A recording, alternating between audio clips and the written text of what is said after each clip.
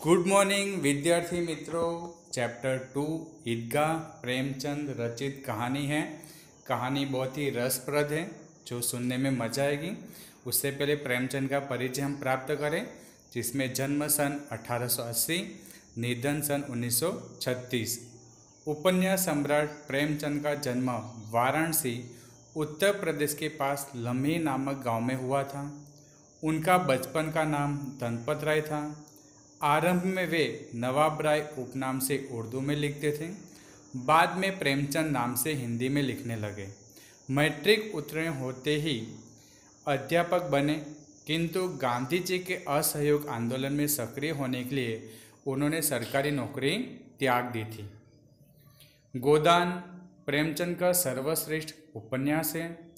उनकी कहानियाँ मानसरोवर भाग 1 से 8 में संकलित हैं।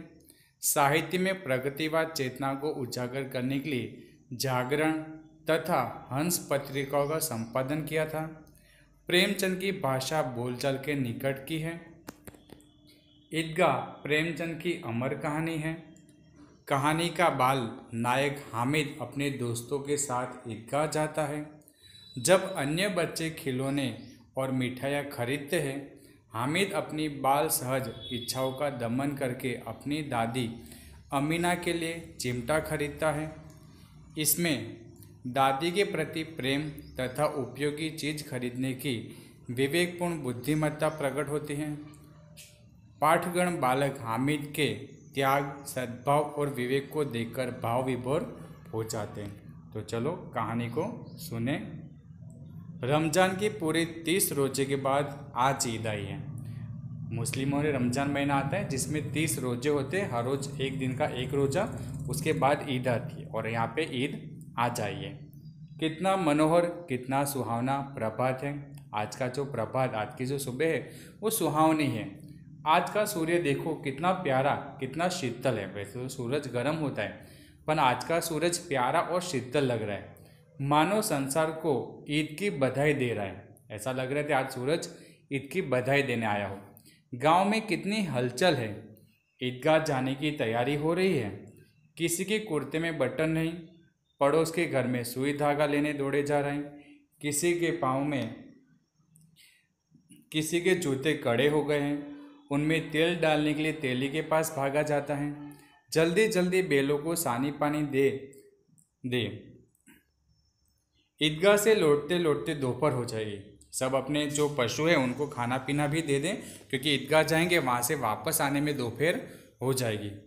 3 कोस का पैदल रास्ता, और जो गांव है वहाँ से ईदगाह जाने का 3 कोस का रास्ता है, और वो भी पैदल जाना है, कोई बस में या साइकिल से नहीं। फिर सैकड़ों आदमियों से मिलना, और ईद की नमाज पढ़ने के बाद बहुत सारे लोगों से मिलना बैठना। दोपहर के पहले लौटना असंभव है। दोपहर से पहले तो सारे लोग वहाँ से वापस नहीं लौट पाएंगे। लड़के सबसे ज़्यादा प्रसन्न हैं, जो बच्चे वो सबसे ज़्यादा प्रसन्न है, क्योंकि हमेशा हर त्यौहार में बच्चे ही ज़्यादा प्रसन्न होते हैं। किसी ने 1 रोज़ा रखा है, वह भी दोपहर तक, किसी ने वह भी नहीं। लेकिन ईदगाह जाने की खुशी उनके हिस्से की चीज़ है। किसी ने रोज़ा रखा था तो दोपहर तक, किसी ने वो भी नहीं रखा, पर सबको ईदगाह जाने की खुशी तो है ही। रोजे बड़े बुड्ढों के लिए होंगे। रोजे है वो बड़े और बुड्ढों के लिए हैं। इनके लिए तो ईद है, और बच्चों के लिए तो ईद है। रोज़ ईद का नाम रटते थे और रोज़ पूछते थे कब आएगी ईद, कब आएगी। आज ईद आई, आज वह आ गई। अब जल्दी पड़ी है कि लोग ईदगाह क्यों नहीं चलते, और अब सब बच्चे बहुत जल्दी है तो सारे लोग जल्दी चल क्यों नहीं रहे। उनकी अपनी जेबों में तो कुबेर का धन भरा हुआ है, और जो बच्चे उनके जेबों में कुछ पैसे, पर उनके लिए तो कुबेर का धन है। इतने सारे पैसे उनको लग रहे हैं। बार बार जेब में से अपना खजाना निकालकर गिनते हैं और खुश होकर फिर रख देते हैं। महमूद गिनता है 1, 2, 10, 12। उसके पास 12 पैसे हैं। महमूद के पास 12 पैसे हैं। मोहसिन के पास 1, 2, 8, 9, 15 पैसे। मोहसिन है, उसके पास 15 पैसे। इन्हीं अनगिनत पैसों से अनगिनत चीज़ें लाएंगे। उनके लिए तो ये पैसे अनगिनत है, और इससे अनगिनत वो चीज़ें लाएंगे। खिलौना, मिठाइयाँ, गेंद और जाने क्या क्या। और सबसे ज़्यादा प्रसन्न है हामिद। गरीब सूरत दुबला पतला लड़का जिसका बाप गत वर्ष हैजे की पेट में हो गया। फिर एक दिन माँ भी मर गई। अब हामिद अपनी बुढ़ी दादी अमीना की गोद में है और उतना ही प्रसन्न है।